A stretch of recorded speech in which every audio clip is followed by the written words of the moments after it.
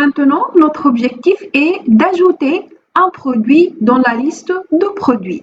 C'est-à-dire l'application frontale, l'application Angular, elle va envoyer un objet de type product vers l'application backend. Et cette application backend, elle va persister les données envoyées dans une base de données. Nous, dans notre cas, puisqu'on est en train d'utiliser le JSON Server, donc on va utiliser le Web Service Post implémenté par le JSON Server. C'est-à-dire l'application Angular, elle va envoyer l'objet souhaité, donc l'objet du type product, vers la partie backend, autrement vers le JSON Server, et le JSON Server, il va donc persister les données envoyées dans le fichier db.json qui est considéré dans notre cas en tant que base de données. Pour faire cela, donc on va travailler dans le service. Donc, on va travailler dans le service product et dans ce service product, on va implémenter une méthode post-product. Cette méthode post-product, donc, elle va invoquer le service post qui est implémenté dans le JSON Server, bien évidemment en utilisant le HTTP client. Donc, voilà post-product, d'accord? Et voilà, l'objectif, c'est d'invoquer ce service, ce web service du type post. Bien évidemment, dans ce cas, on va ajouter un objet dans la liste. Donc, la partie frontale de l'application, donc la partie frontale, elle va envoyer un objet. C'est pour cela que la méthode post-product, c'est une méthode paramétrée. Et elle va prendre en paramètre un objet, donc P du type product. Voilà. Donc, bien sûr, il faut donc faire les imports nécessaires à chaque fois. Voilà. Donc, on a l'import de product depuis le dossier modèle product. Et ici, on va donc faire appel au service HTTP client qui va prendre en charge l'appel de la partie backend. Et cette fois-ci, donc, il va invoquer un web service de type post. Donc, le web service de type post, donc, il va prendre en paramètre deux choses. Donc, il va prendre en paramètre l'URL vers le backend et les données. D'accord? Donc, le données, dans ce cas, la donnée, dans ce cas, c'est le P, c'est l'objet P. D'accord? Donc, on va commencer par l'URL. Donc, pour éviter à chaque fois de copier l'URL, donc, je vais déclarer ici, donc, une variable, voilà, URL est égal à quoi? Est égal à cette adresse. Voilà. Et point virgule. Voilà, donc ici, tout simplement, je vais écrire this.url et ici, je vais utiliser le this.url. Donc, à chaque fois, on va utiliser donc le même URL. Justement, donc, dans la partie post, donc, dans ce web service de type post, donc, on va envoyer des données. Donc, les données, c'est l'objet, comme j'ai déjà mentionné. Voilà, donc ici, on a, c'est pas le this.http, mais plutôt c'est le this.url. Je m'excuse. Voilà. Donc, le premier paramètre, c'est le this.url. Voilà, donc cette méthode de getProduct, donc cette méthode postProduct, donc c'est une méthode paramétrée. Elle va prendre en paramètre l'objet P de type product, d'accord? Et c'est quoi le retour de cette méthode post? Voilà, donc comme d'habitude, c'est une liste des observables et dans ce cas, le post, donc il va prendre en paramètre deux choses, donc l'URL et l'objet P.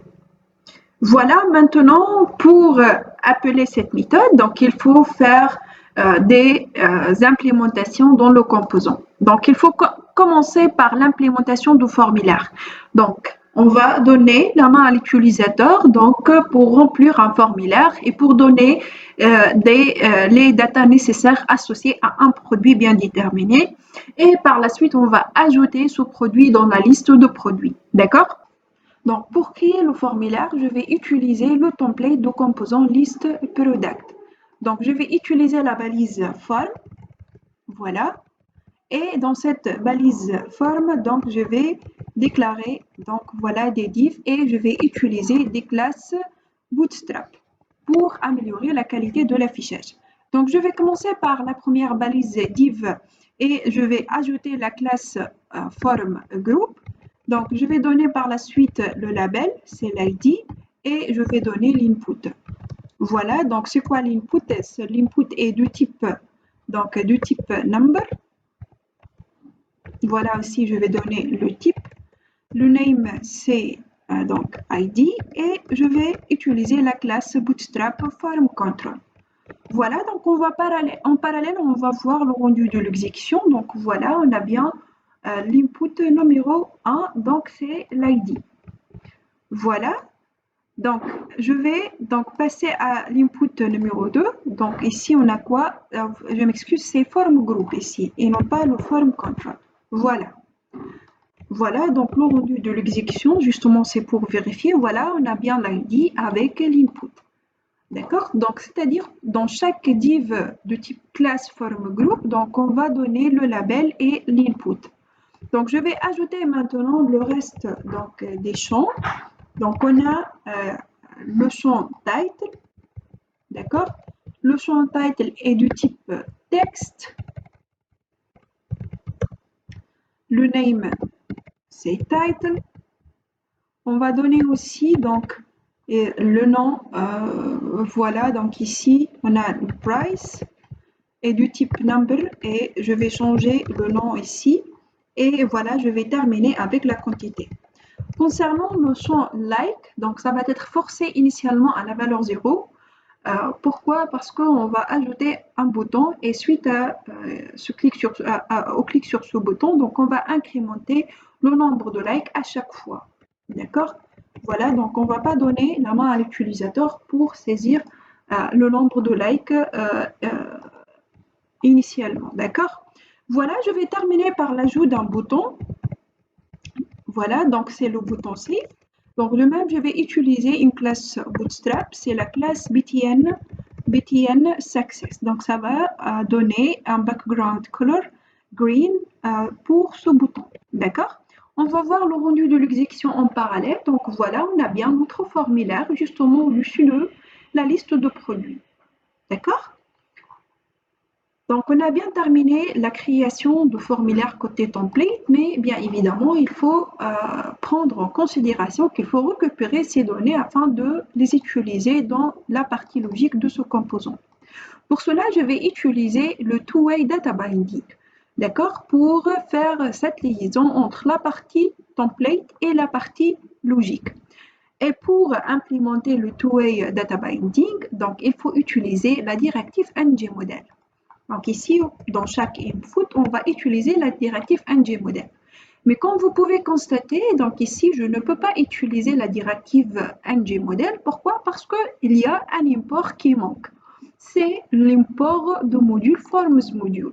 C'est donc dans le fichier appmodule.ts. Donc je vais importer, donc ici, voilà, le forms module afin d'utiliser la directive ngModel correctement. Voilà, donc dans le fichier appmodule.ts, dans la partie import, donc j'ai importé le module forms module, d'accord, pour travailler sur ce formulaire, d'accord. Voilà, donc je peux maintenant utiliser la directive ngModel sans problème. Donc on a déjà dit que l'ngModel permet de faire l'association dans les deux sens entre la partie template et la partie logique. Et pour donc implémenter ça, donc il faut créer une propriété dans la partie TypeScript. C'est pour cela que je m'excuse, donc je vais supprimer ce code. Donc c'est pour cela que dans la partie TypeScript de ce composant, donc je vais, pourquoi j'ai supprimé le code? Je m'excuse encore une fois, d'accord? Donc je vais faire quoi? Je vais créer un objet. Donc c'est l'objet product. D'accord? Donc, je vais créer cette propriété product, d'accord, du type product. Et initialement, cet objet, donc product, est égal à un objet vide. D'accord? Donc, voilà, donc dès ce point product, dans la méthode ngOnInit, donc c'est-à-dire ici, donc voilà, on a le this.product product est égal à quoi? Est égal à une instance vide. Voilà donc une instance de la classe product. Maintenant, je vais utiliser cette instance qui est déjà créée ici. Donc, je vais utiliser la propriété product pour terminer l'implémentation de two-way data binding. Donc, ici, je vais donner quoi? Product.id. Autrement, on va donc faire cette association entre l'objet product et l'input de chaque formulaire, d'accord? De notre formulaire, donc de chaque input de formulaire. Donc ici, le product.id, ça va être lié à l'input ID. C'est-à-dire lorsque l'utilisateur il va taper donc une valeur ici, donc cette valeur ça va être associée automatiquement à le product.id. Donc je vais aussi faire le même travail pour les inputs title et quantité et price. D'accord? Donc je vais utiliser à chaque fois le two-way data binding. Et comme ça, voilà, donc j'ai lié les données qui vont être donc saisies par l'utilisateur dans ce formulaire et l'objet qui est déjà créé dans la partie TypeScript. Donc voilà, on a le product.id title. Ici, je vais donner le price. Et voilà, je vais terminer avec la quantité. Donc ici, on va donner la quantité. Voilà. L'objectif maintenant, c'est quoi? C'est d'ajouter ce produit dans la liste de produits. D'accord? Donc, pour faire cela, on va quoi? On va utiliser le event binding. Donc, quand on va déclencher tâche ce traitement d'ajout de produits dans la liste, c'est suite au clic sur ce bouton Save. C'est pour cela que je vais utiliser le event binding. Donc, lorsque l'utilisateur il va cliquer sur ce bouton Save, donc on va appeler une méthode Save qui va être implémentée dans la partie logique de ce composant. Voilà donc le event binding. Maintenant, il faut implémenter cette méthode, c'est la méthode Save. Donc, cette méthode Save, elle va faire quoi? Donc, elle va pusher l'objet dans la liste donc, des produits. D'accord? Donc, est-ce qu'on va utiliser la liste qui est déjà déclarée ici, la liste statique? Non, on va pusher l'objet dans la liste de produits qui est déjà persistée côté backend. Autrement, notre objectif est de persister l'objet dans notre base de données, qui est représenté dans cet exemple par le db.json. D'accord? Pour cela, on va appeler le service product service. Pourquoi? Pour utiliser la méthode post-product. On a déjà dit que cette méthode post-product, donc elle va persister les données côté backend. D'accord? Elle va ajouter un nouveau donc, produit côté backend. D'accord? Voilà, donc cette méthode post-product, c'est une méthode paramétrée. Elle va prendre en paramètre quoi? Elle va prendre en paramètre le this.product, c'est-à-dire l'objet. Voilà. Et je vais terminer par l'appel à cette méthode subscribe. Pourquoi on va faire le subscribe? Parce que le retour, dans ce cas, c'est une liste des observables. D'accord? Donc, on va faire ce subscribe. Donc, je vais consulter donc, le rendu de l'exécution en parallèle. Mais avant ça, j'attire votre attention sur le fait que dans ce formulaire, j'ai justement implémenté la création de formulaire et la récupération des données. D'accord? Mais vous pouvez aussi travailler sur le contrôle de saisie, d'accord, en utilisant les directives nécessaires. Mais dans notre exemple aujourd'hui, notre objectif, c'est de savoir comment récupérer la liste des données saisies par l'utilisateur et comment persister ces données dans la partie backend, d'accord? Mais voilà, vous pouvez bien évidemment ajouter la partie contrôle de saisie si vous voulez. Voilà, donc on va voir le rendu de l'exécution en parallèle. Donc voilà le formulaire. Je vais donner par exemple l'ID 1, 2, 3. Donc ici, je vais donner par exemple comme titre le t-shirt 4. Je vais donner comme price par exemple 12 et comme quantité, je vais donner la valeur voilà 3. Et je vais cliquer sur ce bouton Save. Voilà, comme vous pouvez constater, donc rien n'est changé dans l'interface de notre site, d'accord? Mais pour vérifier est-ce qu'on a bien exécuté, est-ce qu'on a bien implémenté la méthode post oui ou non, donc on va vérifier aussi en parallèle le fichier db.json. Donc, dans le fichier de b.json, et comme vous pouvez constater, donc il y a 3 produits et non pas 2 produits. C'est-à-dire, on a bien ajouté les données qui sont déjà saisies dans ce formulaire dans la liste de produits. C'est-à-dire, l'objet, il est bien persisté. D'accord? Voilà, donc on a pratiquement les données qui sont déjà ici. 1, 2, 3 comme ID, le title c'est t-shirt 4. Voilà, donc le price et la quantité. Si maintenant je recharge la page ici, donc comme vous pouvez constater, donc il m'a affiché 3 produits. Justement, on a bien travaillé sur l'ajout de produits. Mais pour éviter ce problème de rechargement, donc on va faire quoi? Donc on va travailler dans la méthode subscribe, d'accord? Donc on va utiliser le principe de callback, c'est-à-dire lorsque le serveur il va nous envoyer un retour, justement on va utiliser la liste qui est déjà qui se trouve ici, donc on va justement appeler cette liste thisList product et on va dire que cette liste elle va recevoir quoi? L'objet qui est déjà donné dans le formulaire et on va quoi? On va appeler encore une fois thisList product. D'accord?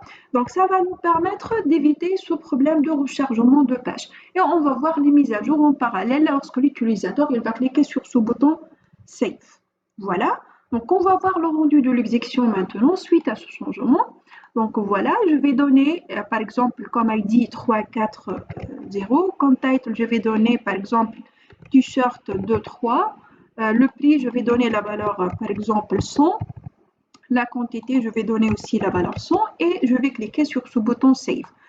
Pour le moment on a 3 produits, mais lorsque je vais cliquer sur ce bouton Save, normalement il faut afficher 4 produits. Voilà, donc on a exactement 4 produits. Voilà, donc dans l'interface, on a les changements nécessaires sans rechargement de la page. Donc, de la même, dans le fichier db.json, on a 4 produits. Et comme ça, on a terminé l'ajout d'un produit en utilisant le JSON Server, c'est-à-dire on a consommé un web service REST, donc le type POST, d'accord? Dont l'objectif est de persister des données dans la partie backend.